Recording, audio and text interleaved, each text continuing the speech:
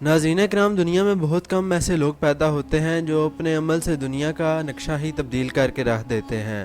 قائد اعظم محمد علی جناح رحمۃ اللہ علیہ کا شمار بھی ایسے ہی لوگوں میں ہوتا ہے۔ قائد اعظم محمد علی جناح انگلینڈ میں جس یونیورسٹی میں تعلیم حاصل کر رہے تھے، وہاں پر ایک پروفیسر پیٹر ان سے بہت نفرت کرتا تھا۔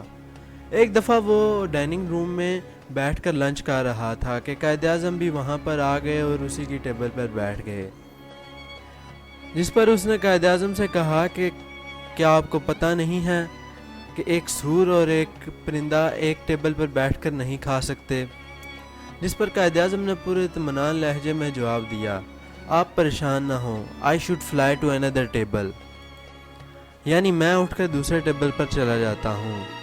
ناظرین کرام، پروفیسر کو قائد اعظم کی اس بات سے بہت غصہ آیا اور اس نے بدلہ لینے کا فیصلہ کر لیا۔ اگلے ہی دن پروفیسر نے قائد اعظم سے پوچھا کہ تمہیں رستے میں پڑے ہوئے 2 بیگ ملیں، ایک میں دولت ہو اور ایک میں عقل ہو، تو تم کس کو چنو گے؟ قائد اعظم نے پورے اطمینان لہجے میں جواب دیا کہ میں دولت کو چنوں گا۔ محمد علی جناح کے اس جواب پر پروفیسر نے طنزیہ مسکراہٹ کے ساتھ کہا کہ میں ہوتا تو عقل والے بیگ کو اٹھاتا۔ جناح نے مسکرا کر جواب دیا کہ ہر انسان وہی چاہتا ہے جو وہ اس کے پاس نہیں ہوتا۔ ناظرین، اس کے علاوہ وکالت میں بھی قائد اعظم محمد علی جناح رحمۃ اللہ علیہ کے کچھ اصول تھے جن سے وہ تجاوز نہیں کرتے تھے۔ مثلا ایک دفعہ ایک تاجر آپ کے پاس ایک مقدمہ لے کر آیا اور آپ سے آپ کی فیس پوچھی، جس پر قائد اعظم رحمۃ اللہ علیہ نے جواب دیا کہ میں مقدمے کے حساب سے نہیں، دن کے حساب سے پیسے لیتا ہوں۔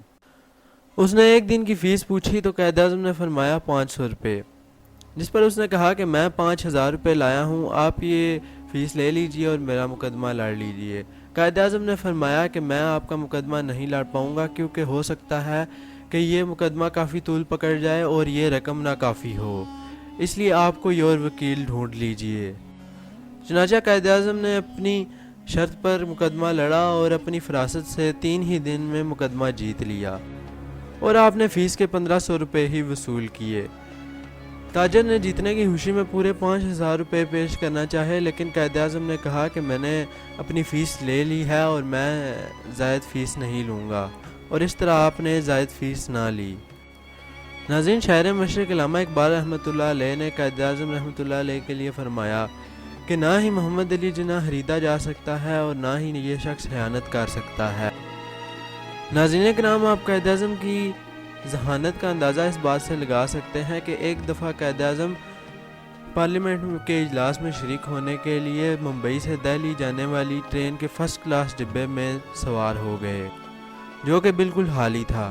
جب ٹرین چلنے لگی تو اس کے اوپر ایک خاتون آ کر سوار ہو گئی جو ایک نوجوان لڑکی تھی اور اس کے ہاتھ میں ایک بیگ تھا۔ قائد اعظم محمد علی جناح رحمۃ اللہ علیہ فرماتے ہیں کہ جب ٹرین چلی تو میں اخبار پڑھنے میں مصروف ہو گیا۔ جب ٹرین تھوڑے ہی آگے پہنچی تو اس لڑکی نے مجھ سے کہا کہ مجھے 1000 روپیہ دو ورنہ میں ٹرین کی بریک کھینچ دوں گی اور چیخوں چلاؤں گی۔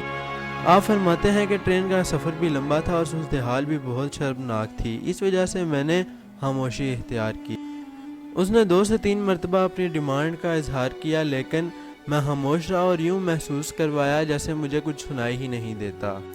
آخرکار وہ میری اس حرکت سے بہت حیران ہوئی اور اس نے میرا بازو پکڑ کر مجھ سے وہی بات دہرائی۔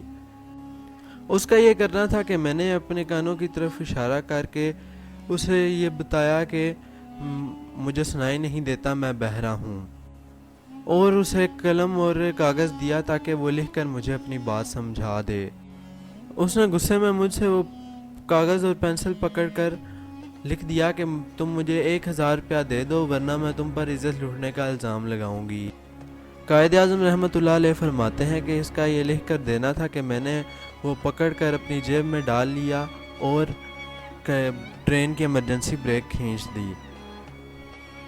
چند ہی لمحوں میں وہ ٹرین رک گئی اور ٹرین کا گارڈ میری طرف آیا اور میں نے اسے وہ کاغذ پکڑا دیا اور یوں اس عورت کو گرفتار کر لیا گیا اور میں اپنے سفر کی طرف چل پڑا۔